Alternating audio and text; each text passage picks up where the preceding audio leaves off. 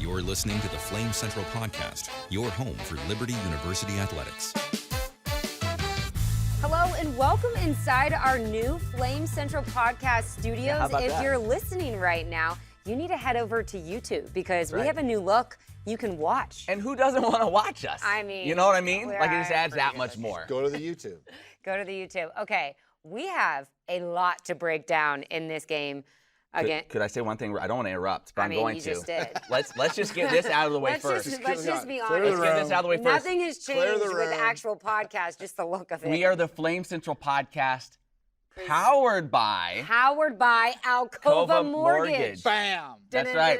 Title sponsor. Literally, before we started rolling, Matt said, okay, this is the Flame Central Podcast powered by Alcova Mortgage. But I need to make sure that they're staying on their feet, so I've already forgotten. Yeah. But yes, you'll tell us a lot more about Alcova Mortgage. Somebody with the podcast might be associated with Alcova Mortgage. Could be. Well, it's a little teaser. It's a little teaser. Right. Stay with us and we'll on the edge of their car seats right now. Kind of like you were during this Yes. Flames overtime thrilling victory, 29-27. Holy smokes. I don't even know where to start. There's so many storylines. So we're just going to go with the big picture. You know, early on, Charlie Brewer going down. He came out of the game. There were some rumors on social media about oh, is he out? Is coach just, because when you listen to these broadcasters. Well, that was the problem. That's where the confusion came. Coach Freeze told these broadcasters, there's a chance that I could play 3 quarterbacks in this game. That's what we were all thinking. That's what I thought. So I'm just thinking, okay, maybe he's just not really liking what Charlie's doing. He wants to see what JB can do. Yeah. But that wasn't the case. No, and the problem was that's where all the confusion came from.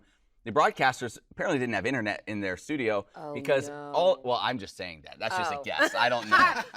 It could be because every Liberty, Damian Sordelet's, you've read, everybody within 10 minutes had it out. Oh, he's left the stadium, injury. They didn't know it. And they never knew, which is why it was, odd that, he would have come back in at some point, right? Or if the producer didn't just tell them, hey, just a heads up. And they even went to a shot at one point. Wasn't Charlie in his sling then? And I would, if I'm okay, I digress. It's fine. But Charlie Brewer goes down, and then you have a little bit of JB. Right. And More than a little bit. No, it was about 2 quarters worth. Yeah. Well, I'm just saying it wasn't a little bit too, not too much. He goes with Caden Salter, which was that a surprise to you? I mean, I know the pick 6, but talk to me about the major point. Yeah, I think at that point you had to. You were just looking for a spark. Yeah. It was crunch time.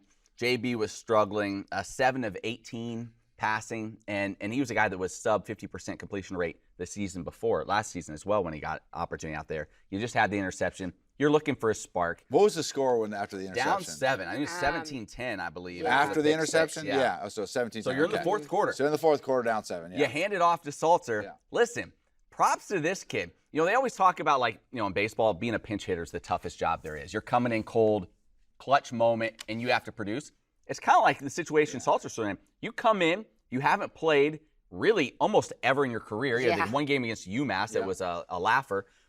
And it's fourth quarter, and you're down, and you're like, here you go, kid. Yeah. You're our third stringer. Figure it out. And he did. He provided the spark. He brought the juice. And, I'll say this about Salter. He's going to make mistakes. That's going to happen. But his ceiling is so high that, and the other thing I love, he's not afraid.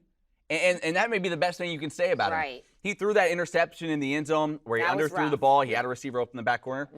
Right back. No fear. He's coming right back. And that's maybe the best thing you can say about his attitude. But when you see him play, there's flashes of greatness. I mean, he's making some throws in tight windows, especially to win the game with that 2-point conversion. But there was a few that, I was pretty impressed. Yeah, the thing, very impressed. The thing that is hard for a third-string quarterback is your first-string quarterback is going to get a ton of the practice reps, obviously, right? Right. Your second-string quarterback is going to get a few of the practice. I know he'd plan on playoff 3, but I can imagine that during the week of practice, Caden Salter was not getting a lot of reps. That's what Coach Freeze said yesterday. And so it sort of puts you as a coach, it puts you in a difficult spot, especially if you have a drop back passer type of quarterback who hasn't received reps. Well, that's not Caden Salter, right? So what he was able to do is say, hey, I may have not gotten a lot of reps during practice, but I'm a baller, right? Yeah. And so he was able to go out there and he made things happen with his legs to extend plays, and it was through the extension of plays that he was able to make the explosive plays that were the difference in the ball game. Well, I texted Joe. The three of us are always just firing off texts back and forth. We should really just group them. I know. I don't know why we don't have a group chat. It's wearing me out jumping between conversations. Well, because Joe continues it on Sunday. Right, that's the problem. There needs to be like a boundary. Cut off. Bring up other topics. Yeah. But I texted you. I said, Caden Salter is going to be an absolute roller coaster ride, but I want a ticket. I want a ticket. I'm on it. Because, like, that's a good quote. The elite. I want that on a shirt. Yeah, elite skill set he has. You mentioned some of those throws. That throw he had, I think it was to Jerome Jackson on a 2nd and 20 on the last drive in regulation. Threaded the needle. Right after a penalty. Threaded the needle. Rolling right and just stuck it in there. Like, he makes some plays that you're like, whoa. And then he makes some where he turns the wrong way on a handoff, and it blows everything up. And that's something Hugh Freeze has talked about this week, where he said, that's reps. Right, that's reps. Get reps. But also that was kind of a knock on Salter coming up, like in camp. It's like, oh, where is he in the competition? You'd always hear, well, he needs to be a little bit more detailed. He needs to prepare a little bit better. And that's what Freeze said this week, too. It's like the skills are there. Now, hopefully, with this opportunity in front of him, and you know, Joe, sometimes when you're like, listen, Charlie Brewer's probably going to win this job, you have a different mindset than when it's like, now it is legit my time. Yep. And Freeze wants to see him prepare a little bit better, be a little bit more detailed. So hopefully some of those mistakes don't happen. Yeah, and also Jonathan Bennett did some good things. Yep. I mean, he did some really good things with his legs, ran in for a touchdown. You know, you have the pick. And once again, that was his first time being in the spotlight. And so, you know, whether if Jonathan Bennett and Caden Salter continue to prepare, continue to improve, even with Charlie being out for a lengthy time with this injury, I really believe that the quarterback position, and with coaches like Hugh Freeze and Ken Austin leading it, the Flames, there's not a lot. It's a little bit. It's exciting because I think there's great opportunity for options, and there's great opportunity that somebody is going to play well. And Hugh Freeze even mentioned Nate Hampton's name a few times this week. They have 4 scholarship quarterbacks on. What does they always say? If you have 2 quarterbacks, you don't have any. Liberty they have 4, but you might need all of them. That's right. So my question to you is: I know that Charlie Brewer going into once he was named the starter, he was getting the majority of the reps for this team going into the Southern Miss game. But do you think this was a pretty tight quarterback battle up until Coach named the starter a week out? Do you think that helped, like in terms of like these guys believing in any of these quarterbacks that go in at any given time? Like, hey, I saw them compete for this job, and they're fully capable of leading this team. Yeah, and you probably had reps a little bit more evenly distributed. That's what I'm saying. Yeah, right. So you trust them that, hey. Remember C.J. Yarbrough said that in camp. He was like, because someone was like, what's the benefit of all 4 guys competing like this? That was my question. It was a little cliche because you want one guy to get comfortable. And he kind of gave the answer of, well, at least we'll all see everybody and we can develop chemistry with everybody. And you and I kind of talked later and we're like, okay, that's a political answer, but you want it to be one guy. Well, it may turn out that really will be a benefit for them. Right. Okay, so moving forward, I believe surgery for Charlie Brewer is happening any day now. Yep. He basically broke, my nails are really bad right now. Wow. He basically broke, I think, like this part of his thumb. Yeah, base of your thumb, kind of. The base of his thumb. So if they determined yesterday, which I don't know what the answer was to this, but if he gets a plate, it'll be 5 to 6 weeks. If he gets pins, it'll be 7 to 8 weeks. Yeah. So not sure what they decided to move forward with, but either way, realistically, what are the chances that we see Charlie Brewer again as the quarterback for the Flames? I mean, that's a long time. I feel terrible for that kid. I mean, he wanted one more opportunity to get the chance to compete at a place that I think he really likes and wanted to lead the football team. Obviously the answer to that question comes down to one thing: how well does these other 2 guys these other 2 guys perform? And so if they play really well, I think it's going to be tough because that's a long time. You're going to be 8 games into the season with 4 left. So it's going to be difficult, but really comes down to how they're. Well, and I'll say this though too: you look at the back half of that schedule, and you start looking at the Arkansas and the BYU's and Virginia Tech. So if you're Charlie, yes, you're extremely disappointed. Don't just phone it in the rest of the way, because when you start facing some of those teams, you never know when another injury can occur and you're having to come back and finish this season out. So if you're him, do your best to stay locked in as much as you can. But I mean, you feel horrible for the kid. And I know the announcers for Southern Miss are saying, he's probably going to play 3 quarterbacks. if Charlie Brewer had come out and No started way. slinging it all over the place, I don't think there's any way, No way. he was coming out of that game other than due to an injury. Yeah, and I mean, you mentioned the injury thing possible for these other two guys. Caden Salter took some pretty big hits. He did. And I like that because I like the toughness and everything, but at the same time, I'm like, dude, you need to get out. The one where they called go targeting down. initially, where I think it was down around the goal line, the guys came in and hit him while he was going down. I thought, oh boy, JB, stay loose. You're coming back. Exactly. And okay. this may be one of those seasons where you need 4 quarterbacks because one, the level of competition you play, and then 2, when you have 2 running quarterbacks like Jonathan Bennett and Salter, right? They're going to take a lot of shots, and it takes 1 shot. So Nick Hampton, stay loose. Stay loose. Yeah. So head coach Hugh Freeze, still having that decision factor with the quarterback. If you're trying to decide how to buy a house, how difficult, how easy it could be. Joe, fix you your mic don't before know. you do Yeah, this part. It's kind of slipping he's there. falling apart over here. But if you want some help buying a house, Joe Yock Talk is your guy, and that's why the Flame Central podcast. This is embarrassing. Can I just slide over here? Let me just. This Now is embarrassing. This is why we can't. Usually, what are we on the other doing here? podcast, we would just cut this out. Oh, Joe, this is. I don't even know what you're. He didn't even brush his teeth. He didn't. So I did 2 brush teeth. we would cut this out and then just like But we butt can't. you Now in it's on together, YouTube, and so now it's there for everybody to we see. gotta That's roll I with it. appreciate you getting me fixed up. Okay, so if you are trying to decide, kind of like Coach Freeze, like I was saying, about the quarterback situation, but a house situation, like your mortgage, and tell us more. It's And the Flames podcast. It's the Flames Central podcast. Right. Powered, not sponsored. Powered by Alcova. it wouldn't be possible without it. Yeah, it's powered by Alcova Mortgage. Yes, Alcova Mortgage, local lender here. That's who actually we get money from and able to pay the bills with. I love the Flame Central podcast. I love the Flames. But yes, Alcova Mortgage, our local lender here, mortgage lender based out of Roanoke, Virginia. Joined them just here recently, and it's a great opportunity here to serve the Liberty people, the Liberty alumni, and most importantly, our local community here. So we're excited to be a sponsor of the Flame Central podcast, along with a lot of other things that are going on in Liberty University and partnering with Liberty University Athletics and doing this. So it's a great podcast. We love doing the podcast. We love listening to the podcast, and we're thankful for the opportunity for Alcova Mortgage to power this I feel podcast. powered this Yeah. morning. I mean, minus the mic here. It just fell off again. Now that's on you, Warner. Okay. That one's on down, and I'm just like, I mean, we're just Put on my hanging collar. There you that, go. I mean, that looks pretty really bad. juvenile. That's all right. It's only YouTube. It's just YouTube. Yeah. Joe, I mean, I am like mother hen over here. Yeah.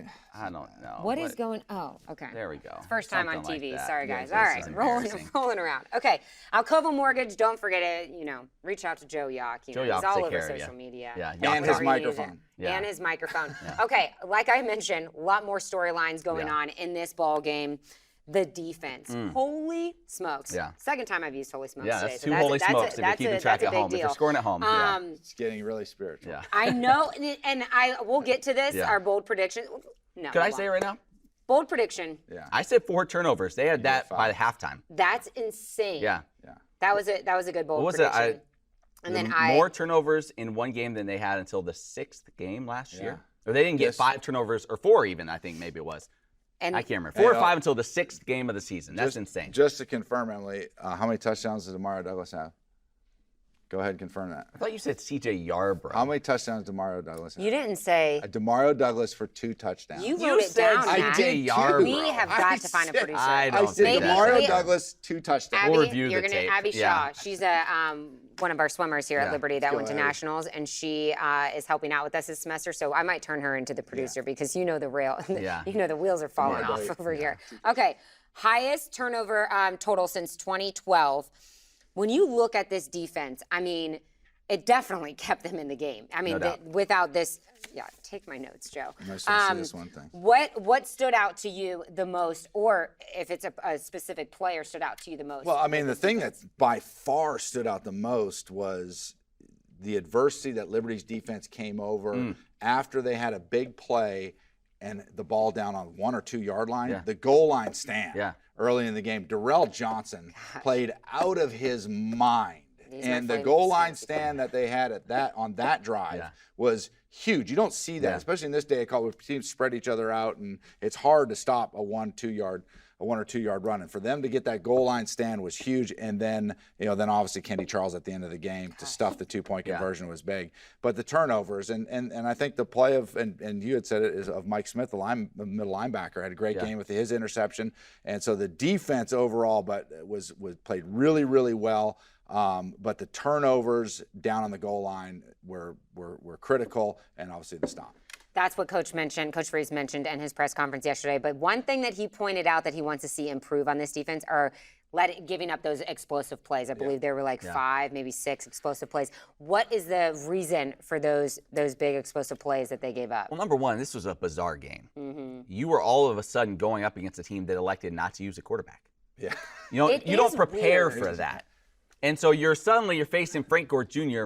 and Coach Freeze mentioned it as well, and you and I were texting about this a little bit. He said some of the DB's eyes got bad in the second half, right? Because again, it's a running back there. Yeah. It's your natural tendency to start kind of peeking to see if I need to come up and help support the run. And next thing you know, a receiver's behind you, and he's just floating one out there 30 yards. But so it was an odd game in general from that standpoint, which does lead to some questions, right? Great job forcing those turnovers. But then on the flip side, and I've seen a number of people kind of asking this question, it's like, should we be concerned that a team without a quarterback was able to move the ball in the second half? So, again, I think you know something. You feel pretty good about the defense. You don't know as much as you would know had they played an actual quarterback for an entire game. So there are some question marks, but I think the defensive line was the biggest thing to me. The depth they have, the talent they have. You talked about that I think it was the first drive for Southern Miss. They had second goal from the 1 yard line. And they got stuffed. We ended up forcing a fumble. Another fumble in the red zone where Javon Scruggs came and punched it out, as the guy was going down. So they're opportunistic. The defensive line, Kendy Charles is a stud. Darrell Johnson, we said it even last week, this guy's due for a bounce-back year. He has something to prove He was this year. banged up last season, had a disappointing year compared to the year prior, and that interception. That was unbelievable. He looked like the JUCO safety he was, 3 or 4 years ago or whatever it was. Great play. Athleticism, he was getting after the quarterback. Really impressed with the D-line and the linebackers. You talk about Mike Smith Jr., and you talk about Ahmad Walker. Those are the 2 leading tacklers for the Flames. Those 2 guys are studs. And then, you kind of figure it out from there. You lose Rocket Rahimi in the first half because of the targeting, which changed the game, knocked their quarterback out of the game. So you're playing without him and having to kind of do some different things. But all in all, I think it was encouraging. It'll just be interesting now going against UAB and a team with an actual quarterback standing back there, how we play. My head scratcher play of the game was when it all counted. For Southern Miss, it all counts, and they got Frank Gore, the running back, at quarterback, and thinking, okay, they got to have something designed up where they can fake it, run, and try to get bodies moving and get them off tackle. He throws a fade. Was that the third overtime? I think it was a 2-point conversion, right? Mm-hmm. Yeah, that was the first 2-point You one play. It conversion. wasn't like okay, we got 4 downs. We're gonna try a fade on first down. It was like 2-point conversion. This is it. And they go with the fade from Frank Gore, the running back. Have you ever thrown a fade before? Nope. Well, bet you go practice for it. that a lot throughout the week. So that was sort of the head scratcher for me. Coach Freeze made a good point because Sam Gregg, which was Liberty's former offensive line coach last season, he came with a game plan coming out of the second half that he mentioned. Southern Miss did something very similar to what the Flames did against Eastern Michigan in the bowl game. So having that switch, and I can't remember exactly what he said. I need to. Did you listen to the press conference? Yeah, but I don't remember this part. It was about some switch that they made about. Do you ever start a sentence and then you get partway in and then you realize, I don't know where I was headed with this? Yeah, all the time. You know what's funny? That happens a lot. All right, so let's move on. Alcova Mortgage, powered by. Yes. That's what you always go back to. Demario Douglas. Yeah. I know you mentioned the First 2 touchdowns. But something that stands out a little bit more to me with him is I don't know if he was just not open as much in the first half, but he's a guy that just seems clutch that you can depend on down the stretch, and we saw that in the second half. He's a big play guy, and you see his size, and you automatically think elusiveness. He's a quick twitch guy. But he can also go up there and make some contested catches and make some difficult catches. And we saw that in this game, him going up in the back corner of the end zone, making a grab. He is that guy. He is going to lead this team in receiving again. It was encouraging in a game in which, the passing game was not great because he used 3 different quarterbacks. See C.J. Yarbrough make some big plays. He had a nice run after the catch. You got Caleb Snead involved. Jerome Jackson, tight end. That catch he made on the catch he made on the last drive, and then he caught the 2-point conversion and won it. Huge. So, like, again, a guy that you don't always talk about in this offense, but he's not a big play guy. I wouldn't call him that, but he comes through when you need him to. He has good hands, and so it's good to see kind of that. How many catches did Demario Douglas have? I ended up with 5. 5 for 97 yards, 2 touchdowns. That's great. Good. Yeah. That's awesome. You know what? Here's what you're gonna see moving forward. Yeah. Is from the receiver position is with a guy like Caden Salter at quarterback. He's gonna extend a lot of plays. There's certain receivers that have a knack for, like, hey, you have to run this curl route. You have to run the corner route. You got to run the post. You got to run there's guys that are just good at doing find the zone, the good spots, right? But then there's guys who just have a knack. Yeah. And it's when Caden Salter extend plays, being able to move and scramble on the run and find the open spaces. Some guys just have a knack for that. And so I think what you're going to see as you move forward in the season, who is that guy? It seemed to be Demario Douglas in this last game, just finding those open spaces. So it'll be interesting to see which guys that find those open spots when you extend plays, more backyard football type of stuff. I was thinking about this morning in regards to Caden Salter. You remember back Malik Willis's first year he was eligible to play. It was he and Chris Ferguson battling for the quarterback job. And we'd go to practices. It's funny to think of that. Yeah. But we'd go to practices, and honestly, we were like, watching it practice, like, man, this Ferguson might win it. Like, Malik's looking a little shaky. But part of it was just this is the drill. You stand, you throw, all of those things. Yeah. It was like, a little shaky. We didn't get to see the bullets flying, stuff breaks down. Come on. He makes it happen. Right. And I think there's some of that with Caden Salter, too, where it's like, yes, you go, all these things that the quarterback coach puts him through, just standing there, delivering, like, okay, kind of inconsistent, whatever. But that athleticism that he has, like, that makes him who he is. Those throws rolling to his right, just snapping it, like, that's who he is. And you don't necessarily see that in the confines of a practice, but when the lights are on, real game situation, and he's able to use everything he has at his disposal, suddenly he goes up a couple of notches. And another thing about that style of quarterback is you can't necessarily coach that. Like, you either have that or athleticism you don't. and arm strength, That's an excellent point, Matthew Warner. I made that point. It was powered by Alcova Mortgage. I made that point. Well, I'm just kidding. both you guys, that was an excellent point. Now, with that being said, to add on to that point, now Hugh Freeze and Ken Austin have a decision to make. And what is that decision going to be? Do we want to say, okay, this is our offense. Okay? We're going to run our offense. You're going to read here, okay, to over here. Here's A, B, C, 1, 2, 3, right? Or is it, okay, we gotta start working our offense, the concept of offense, to what works best with Caden Salter. So I'm not saying you scrap the whole offense, obviously, but will they do things that are different, that play more to Caden Salter's skill set of what you say? Will they do those things in practice? Obviously, they'll work scramble drills, more extension of play drill, but will they start moving the pocket more, create more space that will give him more of an opportunity? It's going to be interesting to see if Coach Freeze and Coach Austin say, hey, we're just going to leave it like it is, and he better learn the system, or we're going to adjust to him. I'm interested to see how he'll play. And knowing Ken Austin, I think there is going to be a lot of tweaking to try to utilize his strengths as best they can. Like, they don't seem like, I know we've all been around coaches who are like, this is my system, this is you it. Need to fit in it. And those guys both seem like guys that are like, we're willing to adapt and change whatever we need to make sure he can be as good as he can. Because the good news is Jonathan Bennett's mobile too. Sure. Okay, so you can, what you're trying to do with Caden Salter, you can also do with Jonathan Bennett. Now, Nick Hampton, if it comes, Nate Hampton, if it comes to that, then he's a little bit different. I think he's really good. You watch him in practice, I think he's very good. But he's tall, he's bigger, and he's more of that prototypical drop back passer. But right now, for what you have right now, I think you're right. I think they need to tweak it to be able to help him.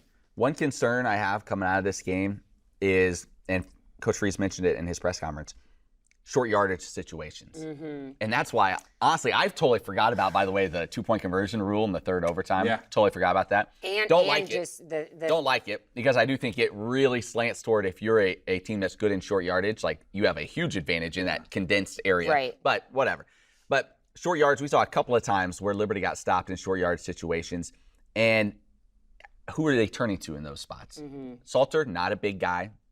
Brewer obviously wasn't a big guy. They tried to run him on a 4th and 1 early in the game.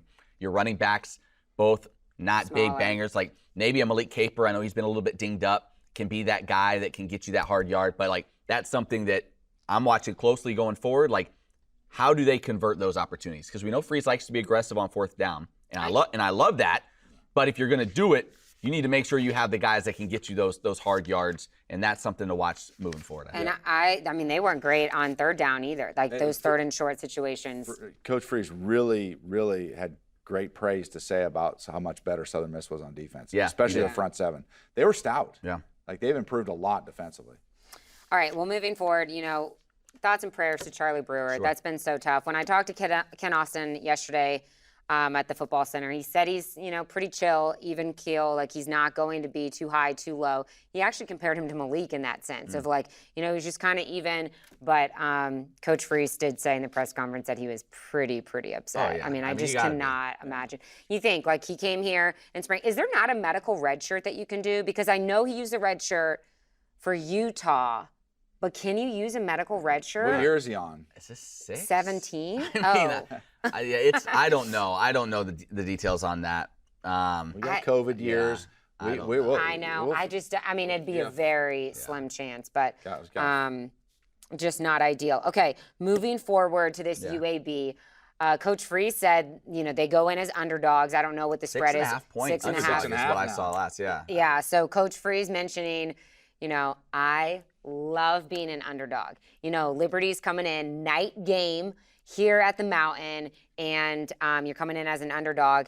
Do you see that as a good thing for this Flames team, even though they got this big overtime victory? I mean, being a 6.5 point underdog at home for your home opener, to me, that's a lot. And I'm now seeing like 6, 5.5 in some places, so it's come down a little. So but I mean that's saying what great fuel for the fire. I mean, it's coming in saying, hey, they've seen us play. They really don't believe in us. We got some a shakeup at the quarterback position. Right. So I can see why UAB is a really good football team. I haven't watched them on film yet. I'll be doing that today. But they're a really good football team. However, we did go over to their place last year and take care of business. So it'll be interesting. And their stadium on their opening day for their stadium, $200 million stadium. But I really think that this is going to be a really, really good football. I'm excited about being on the call with Matt Warner and Emily Austin for this one because this is going to be an exciting football game. I wish that our game day broadcasts were powered by Alcova Mortgage. One thing at a time. One step on it, baby steps. UAB coming off a 59-0 win over Alabama A&M. Now, it may be a down year for Alabama A&M. I don't know. Don't know much about them. You didn't watch film on them? I did watch the first half of this game. No, I'm talking about Alabama. Oh, Alabama A&M. I did not. So it's hard to kind of take how much you take away. They scored in all 3 phases against them. They ran the ball pretty well. So, it's one of those things where it's like it's good, I'm sure, for Liberty coaches as well to see them on tape this season. But how much do you take away from a 59-0 win? Right. Yeah, I don't know. But they are talented. They've got some kind of unproven but talented receivers. Same thing at tight end. They lost a really talented tight end to the NFL. I don't know if you know this off the top of your head or not, but they improved a lot as the season went on, and they won their bowl game. They beat BYU. Beat BYU in their it was bowl ranked, game. I think, 13th. I mean, that after early in the season, obviously opened up against Liberty and got beat on the big opening of the new stadium. Yeah, that was their 5th game was against Liberty. And I'm looking here, they lost 2 the rest of the way, but beat number 13 BYU in the bowl game. Yeah, wow. Independence Bowl. 28. Wow. So they're obviously carrying a lot of momentum into the season. How much is it a factor with how many snaps on really both sides of the ball? Coach Freese mentioned that he needed to talk to Coach K about not getting these offensive linemen as many reps. They have so much depth in that area that he should have mixed that up a little bit more. But and on the D line, these guys played a lot of football. On Saturday. That's the beauty of all the depth that you always hear them talk about. And Freeze, since he got here, been like, we're not deep enough. We're not deep enough. Yeah. Well, now you're seeing the benefits of that. Not only are they talented, but you get in a game like this. Coach Freeze said, I think maybe one guy cramped up the entire game. Mm-hmm. Like, excuse me, that's my alarm. I have a meeting coming up. But is it powered? But powered by Alcova Mortgage. But you see the depth really play itself out. For overtime game, a lot of times in the heat Mississippi, Yeah. you'd have, how many times would you, Oh, I yeah. would have assumed you'd be stopping, a guy be on the field cramping up, you'd stop play. We didn't see that. So props to them, number one, for their conditioning and nutrition, all that stuff, but also the depth certainly helped there, and we'll keep them, I think, they're in good shape. It's early in the year. When you take over any type of football program, as Coach Freeze did a few years ago, the first thing you say is you better have depth on the defensive line position. That's where they start recruiting. Recruiting is built around depth on the defensive line and having, obviously, the quarterback position is number one, but depth on the defensive line and then offensive line. Both those positions are important to have depth in, especially with the competition this year. One other note, TJ Green, the Flames' third running back, he is still a little bit banged up. Coach Freeze said that he should be back maybe for the Wake Forest game. So, he does have a little bit more size than Shadro and Day-Day, but what did you think of before That's what I was trying to look for. What were Day-Day's stats? Day-Day had he had a couple nice the Day-Day, 62 yards rushing, Yep. 5.5 yards a carry. Nice. Shadro, 55 yards rushing, 4.2 yards a carry. That's a key, though. Like, especially with an inexperienced quarterback, they need to be able to run the ball effectively this week, I feel like, against UAB. And you may see some other things in that run game that we hadn't seen or would not have seen with Brewer. Like, I know, you can go back to the scrimmage Liberty had, 3 weeks before the season.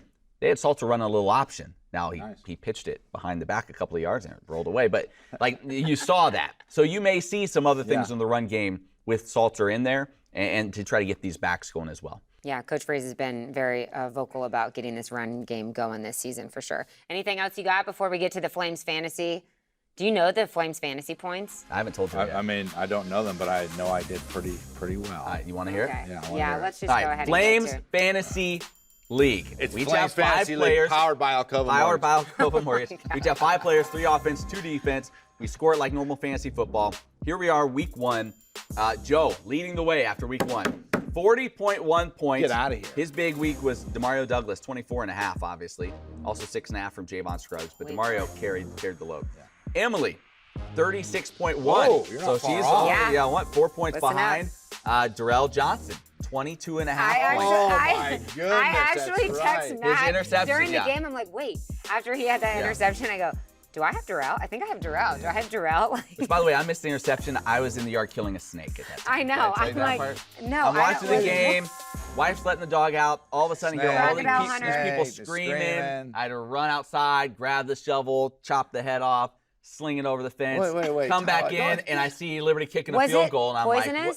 No, It was probably a rattlesnake. I mean, when your family, when you're protecting your family, you don't really think about those things. Yeah, did I face death and stare it in the face? probably a Probably. rattlesnake. Probably. Yeah, probably. I could have died very easily, but you know what? I didn't think about it. When you have to step up, that's just what you have to do. He really just, Right. he's such a family man, Yeah. protecting his Yeah. family. All right. And finally, I had 31.3 points. Mike Smith I love Jr. when Matt Yeah, Mike 12 Smith points. Jr., yeah.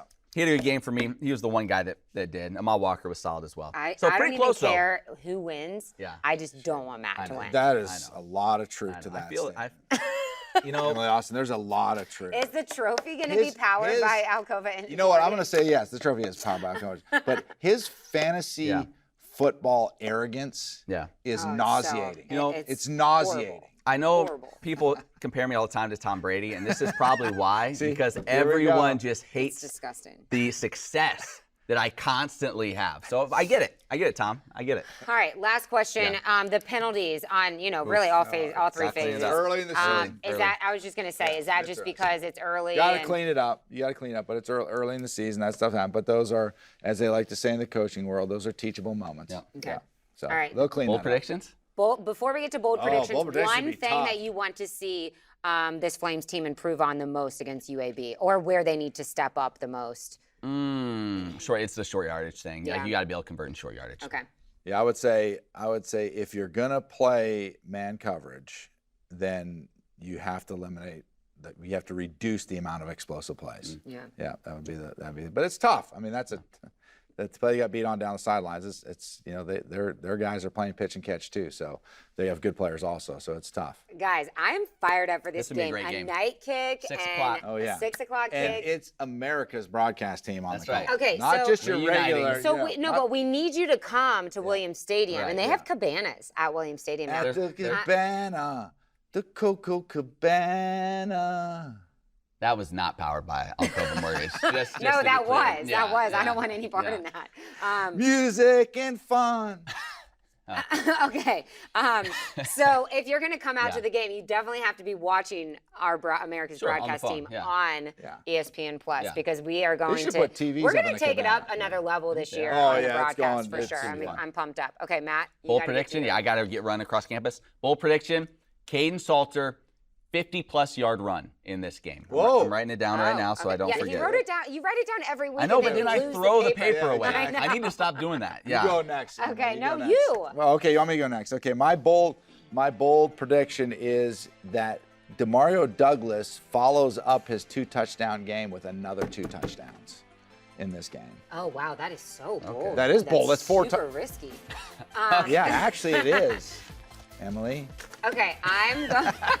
4 touchdowns I'm in 2 going games. to That's say pretty Darrell bold. Johnson will have 3 sacks. Okay. Oh, crazy bold. Aren't I All right. nuts? Well, Matt has to Maybe run. you keep that paper. Simon. Yeah, I'm going to keep this paper. We'll see you guys back here next week to break down the UAB game. This has been the Flame Central Podcast, powered by Alcova Mortgage.